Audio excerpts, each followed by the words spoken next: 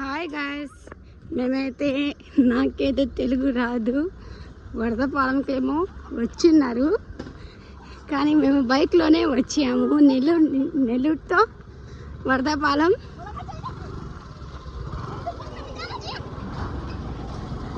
Okay okay, let's go.